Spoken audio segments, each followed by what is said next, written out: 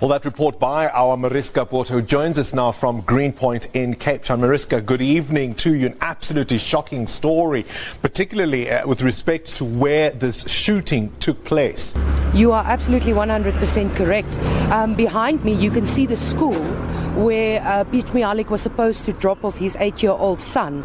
And now you can't see behind me, but when I look up, I look at the spot exactly where he was killed, brazenly in broad daylight. October 30th, 2018, gunshots rang in the affluent Greenpoint area. The usual scene left behind after the unbelievable events on the day left everyone dumbfounded to what had just happened in broad daylight in one of what seemed to be one of the safest areas in Cape Town. Welcome to Grime. Pete Mihalik was known to be ambitious from a young age. At 21, he had just started working as a junior advocate at the Cape Bar. During this period, he bought a big bakkie and had a custom number plate made for it named Raider 1. The gist of the service was that we, as the Cape Bar, wished to honour Advocate Mihalik and to come together as advocates in the wider legal fraternity to express our condolences and our regret at his passing. I think the shock that many of us felt at the fact that one of our own and a colleague was attacked and killed in such a brutal fashion. This was to represent his ambitious nature. His career continued to excel higher and higher as he became a prominent criminal justice lawyer in the city of Cape Town. But Cape Town is a whole different animal when it comes to the link between the underworld, the business world, and the justice system. In the Cape, the underworld controls most of the business world. Gangsters usually demand protection fees from business owners and offer protection in exchange. Mihalik started to get deeply involved in the gangster underworld of Cape Town and was believed to have acted as a facilitator between business and gangsters. In the past years, there had been a turf war in Cape Town between a more established business grouping linked to a Sea Point businessman called Mark Liffman and a new underworld faction headed by Nephi's Modak, an alleged gang boss. This war divided factions as different underworld stations took sides. The Boysen brothers, Colin and Jerome Donkey Boysen, were divided in this war, with Colin siding with Modak and Donkey with Liffman. This division became prominent later in the assassination of one of the biggest lawyers in Cape Town. The division and wars resulted in numerous tit-for-tat shootings as well as attempted and successful assassinations. It's believed that Mihalik had found himself deeply involved in this standoff and had attempted to intervene to resolve the dispute. In one of the prominent cases involving known gang leaders, Pete Mihalik was revealed by then well-known anti-gang police officer Charles Kinnear to have been acting as a facilitator and mediator between Modak and a rich Jewish business owner in Cape Town. Mihalik was also accused of selling a gun that was at the center of a dispute between the two sides, demanding 20,000 rand for it to be returned to Steroid King Brian Weinstein. Pete Mihalik allegedly continued acting as a facilitator between gangsters and businessmen. He is said to have negotiated up to 100,000 rand monthly payments for underworld kingpins including Modak and Boysen. These monthly payments were in exchange for protection. In the courtroom, he represented the alleged 28 gang boss Ralph Stanfield. The gang boss was in court for police intimidation and assault in 2016. Mihalik managed to flip the case and focus the blame on the then Western Cape Deputy Police Commissioner Major General Jeremy Veery. The charges against Ralph Stanfield were later dropped. Then came the case of Nafik Modak. Mihalik was set to represent Modak, the alleged kingpin in an extortion syndicate. He then changed his mind, possibly due to pressure from high-ranking police officers, as he was accused of brokering extortion deals for gangsters. He transferred the case to his associate known as Bruce Hendricks, and the associate took the lead in the case.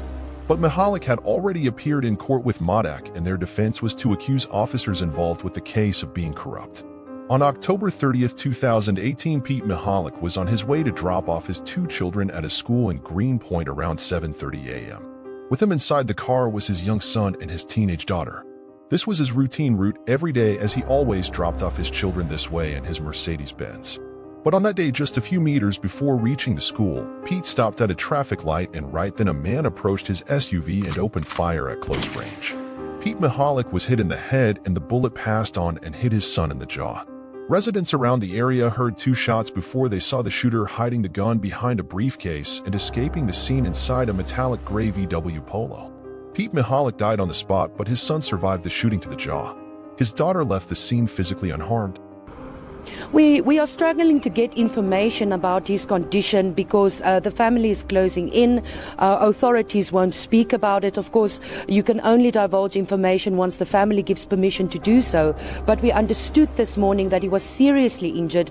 Now, we don't know exactly how he was injured, but we understand after his father was shot, the police report says he sustained an injury as well. Now, you can deduce from that what you like, but we understood it was very, very serious, and this morning he was still in a critical condition. The last update we got was from the police, who would only tell us that he is in a stable condition. We hope, of course, that he make a full recovery, but one can only guess how that would leave the boy who was involved and also his sister, the other child of Pete Mihalik. It will scar them for life. The assassination of Pete Mihalik became the main focus for prominent officers in the Cape as they rushed to find the assassins. Just before 8 o'clock this morning, while Pete Mihalik was dropping his two children at the Redham Atlantic Seaboard School this morning, two shots were fired at the driver of their car, instantly killing Pete Mihalik then. The hit is rumored to have been ordered from a prison cell.